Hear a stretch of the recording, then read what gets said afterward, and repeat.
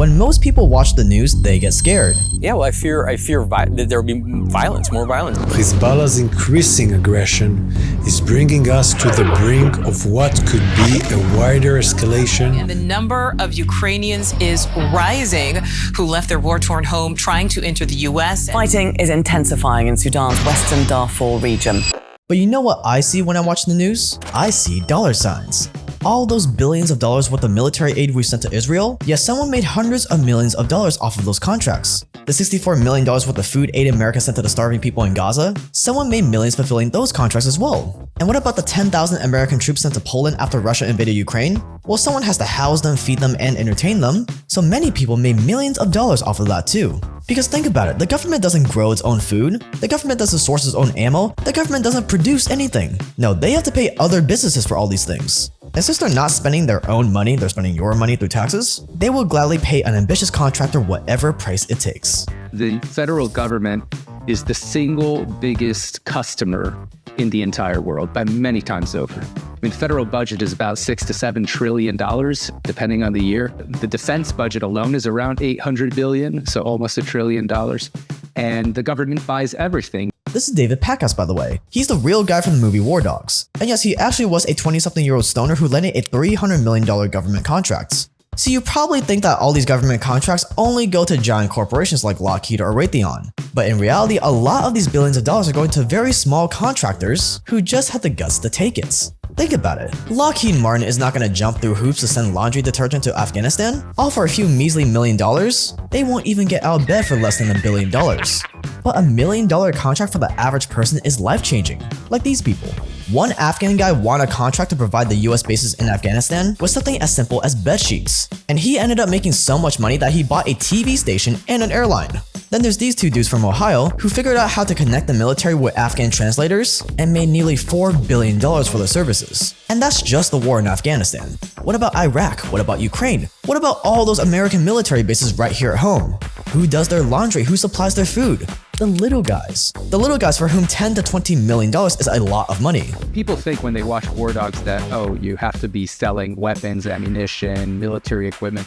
No, the government, the US military, as well as the rest of the United States government, buys literally everything. They buy shoes, they buy food, they buy landscaping services and laundry services and even security services. The federal government puts out 30,000 contracts to be bid on every single day. And with so many global conflicts rising, and the American government growing bigger and bigger by the day, you can bet that there's going to be a lot more contracts and a lot more money to be made. And in this video, me and Dave are going to walk you through the entire process step by step. And I agree with you, taxes are horrible. But the US government is going to tax its citizens anyways, so you might as well get your fair share of the pie. So stay dangerous and let's learn how to be a war profiteer, and for any other kind of government contracts as well.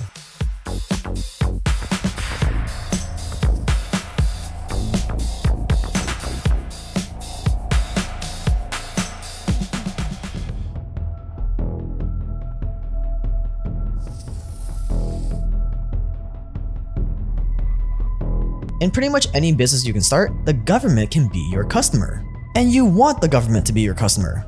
There's been many people, and I know personally people besides my former partner who got into the business and are doing very well.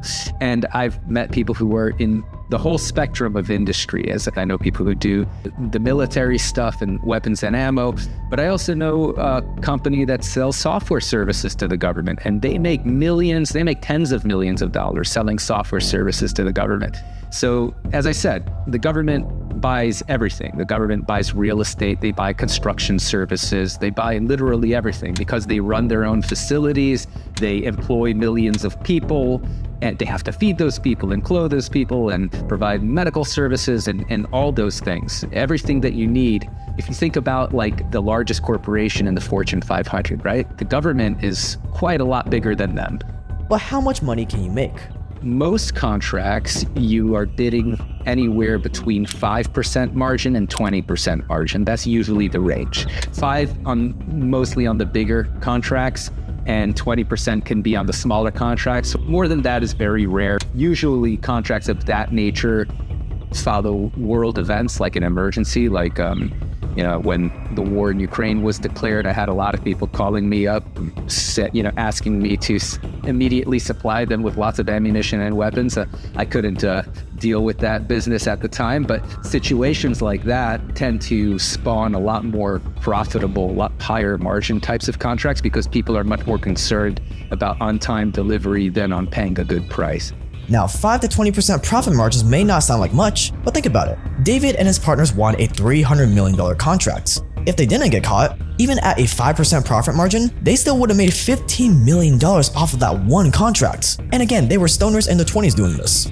Anyone without any money, as long as you are willing to work your ass off and you are smart and dedicated, you can go from zero to hero. You can go from being completely broke to being a multimillionaire in the space of months. There's constantly new contracts coming out, constantly new opportunities, and many contracts oftentimes don't even have many bidders on them because people are just unaware of it. They don't even know that these things are out there. So the first thing you gotta do is you gotta choose an industry, whether that be laundry, construction, landscaping. Take a look at some of the contracts available and choose one industry. And once you've chosen your industry, you've registered your company, gotten all the necessary paperwork out of the way, you are ready to rock. And the biggest challenge you'll face is getting your very first contracts. And as a rule, if you're a brand new company with zero track record, you can only bid on contracts that are worth less than $250,000. But once you get your first contracts, that is when the really big contracts start opening up to you. You don't need to prove that you've been in this business for any amount of time if it's under $250K. So you could still win decent sized contracts and make tens of thousands of dollars as a beginner, right?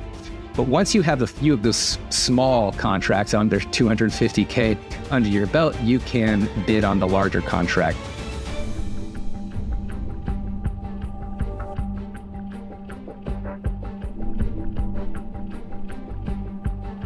Now, there are a lot of hoops you have to jump through if you want to sell directly to the governments. There's a lot of paperwork, a lot of registration, but hopefully by now you can see the appeal of it.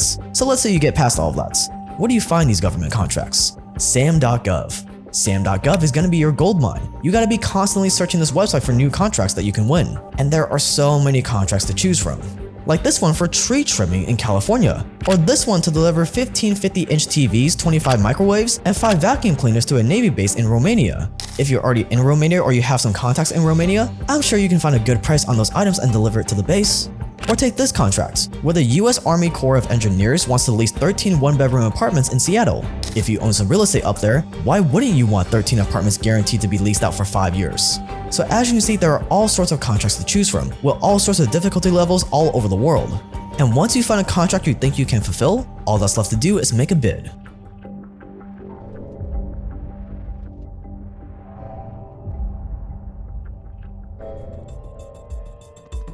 Now, you may have heard of those crazy no-bid contracts or cost-plus contracts from the war in the Middle East, where companies like Halliburton made off with stupid, wasteful money, but sadly, those aren't really a thing anymore, except when it comes to the biggest military contractors or in times of crisis, which we'll get to soon.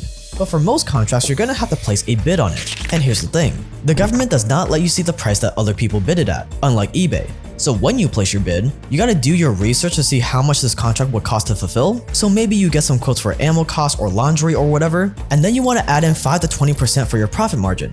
And that is the bid you're gonna submit. So when you start out, you're probably gonna have to make a lot of lowball offers before you win a contract. But once you win, it's literally guaranteed money. So all that's left to do is to actually fulfill on what the contract says. You have to deliver on that contract and then they will pay you usually about 30 days later. So if you want to buy 10,000 guns and sell it to the government, you need to usually pay the supplier in advance and then pay the logistics company to ship the stuff in advance and then wait 30 days after you deliver to collect the check. And most people don't have that kind of money. But the good thing about government contracts is that you know that the end customer is good for the money because the government literally prints the money. They're never going to run out of it, right? If they say they're going to pay you if you deliver this exact thing and you deliver that exact thing and you comply with the terms of the contract, they are going to pay you. So it's not like they're going to go bankrupt. It's not like they're going to try to stiff you, which happens a lot in private business. So from an investor's perspective, it's actually a pretty safe investment to finance government contracts, as long as you do your diligence, of course. And that's why government contracting is so lucrative, because your customer literally has a money printer. When the pandemic hit and the government realized it didn't have enough money to pay for everything, they turned on the money printer right away and printed $13 trillion in just the first year of the pandemic alone. $5 trillion of those dollars went to stimulus checks, medical equipment, food aid, and masks. Another $3 trillion went to infrastructure, building makeshift hospitals, quarantines, and all those other things. Who do you think supplied all the medical equipment? Who do you think built the quarantine areas and makeshift hospitals? Contractors did. And they made tens, if not hundreds of millions of dollars in profits. And once you got your first contract under your belt, that's when you get to join the big leagues and bid on these really profitable contracts. We're talking contracts worth $1 million or more. $1 million contract with 20% profit margin is $200,000 for just one single job, and the numbers just go up from there. And to the average person, that sounds like a lot of money. But remember, the giants like Raytheon, General Electric, and Bechtel, they're not looking at these puny contracts. No, they're only going after yearly contracts of $2 billion or more. Even a $5 million contract is too small for them to bother. But not for you. A $5 million contract that falls through the cracks is still going to make you $500,000 at a 10% profit margin. And if you want to make even more money, well then you're going to need to get some intel. Remember that $300 million contract David and his partners got? Well, they were so desperate to land that contract that they decided to lowball way too much. In the end, they got the contract only to find out that they had undercut their competitors by so much that they actually missed out on $53 million that they could have made. You guys came in $53 million lower than the nearest competition. That's why you need to do everything in your power to get as much intel as possible before you bid. You need to know who your competitors are, what their profit margins are, and what the industry standard prices are. Maybe you gotta do a little industrial espionage as well. This is illegal, by the way, don't actually do it. But once you get the hang of bidding, there is no limit to how many of these contracts you can fulfill. In fact, the longer your track record, the more likely the government becomes to award you those contracts. And on top of that, once you start making a name for yourself, you could even find the government coming to you, desperately begging you to fulfill one of their contracts. And in these scenarios, chances are there's no one competing with you. And you know what that means, right? Especially when there's a crisis.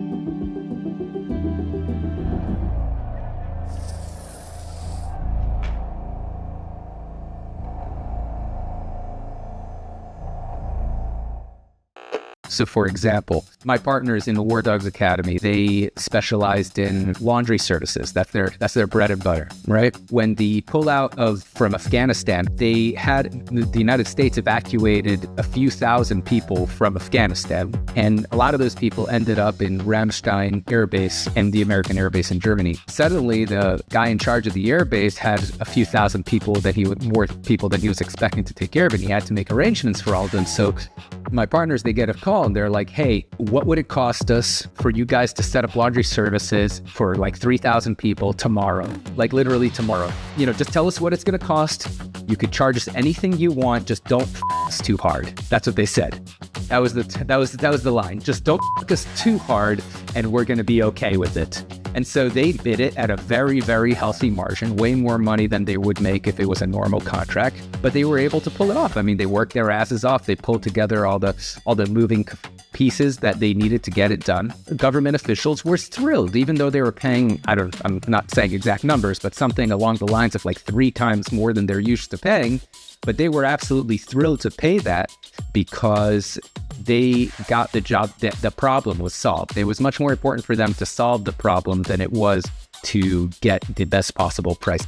Or take this guy, Queen Ball, for example. When COVID hit the US, everyone was scrambling to get their hands on masks and protective equipments. Keaton owned a tiny 3-person startup in Texas that was trying to get into medical distribution. He had never sold a face shield before in his life, but when he came across 2 government contracts to supply face shields for medical staff, he thought, why not?